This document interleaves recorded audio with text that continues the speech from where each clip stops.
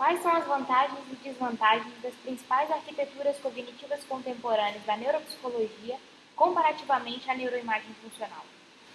Então, a arquitetura dinâmica conexionista, né, ela tem um grande apelo de ser mais intuitiva, de corresponder mais à intuição que a gente tem sobre como o cérebro funciona.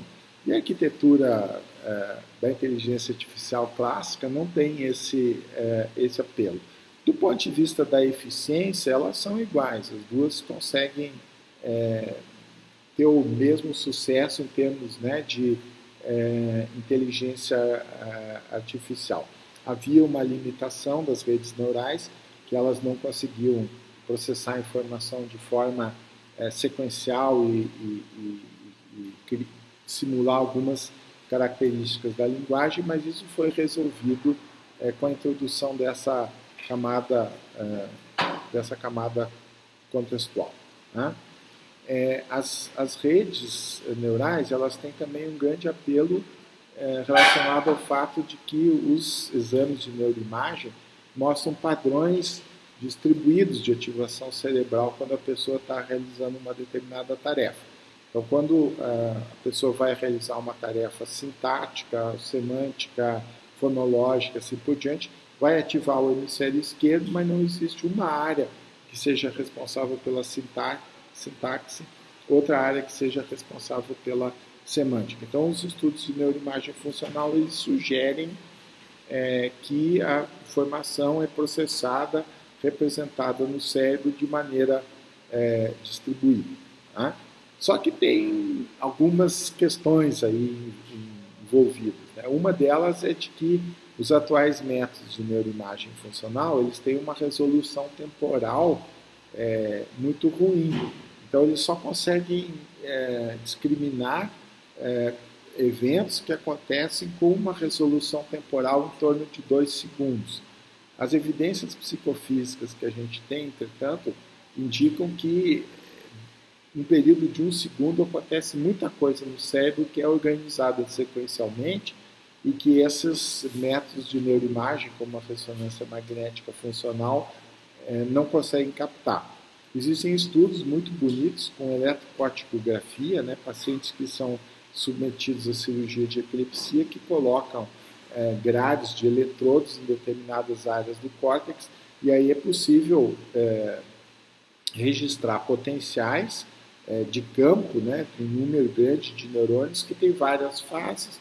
Cada uma dessas fases se associa com um determinado aspecto, né, do processamento de informação, por exemplo, semântico, sintático, fonológico e assim por diante. Então, grande parte, né, desse apelo do processamento paralelo, distribuído, pode vir das próprias limitações, né, dos métodos atualmente disponíveis, e não do fato de que não ocorra processamento sequencial no cérebro. Uma outra questão que tem é que nos métodos de neuroimagem funcional existe uma variabilidade interindividual muito grande. As pessoas nunca ativam exatamente as mesmas áreas do cérebro. Então, um vai de uma maneira, outro. Existe uma sobreposição parcial nas áreas que são ativadas numa determinada circunstância, uma determinada tarefa. E essas diferenças, elas são relacionadas, entre outras coisas, ao tipo de estratégia que o indivíduo está usando para resolver o problema, tá?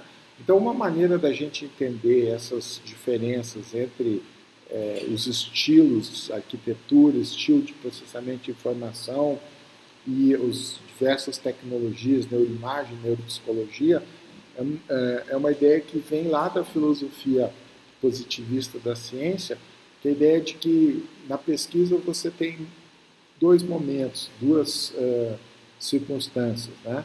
Você tem um primeiro momento no qual você gera hipóteses e um segundo momento no qual você vai testar a validade dessas hipóteses. Então, as redes neurais e a neuroimagem funcional, elas são extremamente úteis para gerar hipóteses. Então, essa hipótese, assim, quais são as estruturas, quais são as correlações de estrutura-função de um determinado processo psicológico. Então, os programas de computador eles vão dizer, olha, os requisitos mínimos para que um sistema simule esse tipo de processo são esse. Mas não vai dizer se aquilo ali é realmente a maneira como o cérebro resolve, se vai ser arquitetura A ou arquitetura B. A neuroimagem funcional, ela responde a pergunta, quais são as áreas potencialmente ativadas quando a pessoa vai realizar uma determinada tarefa. Mas ela não diz quais áreas são essenciais para a execução daquela tarefa.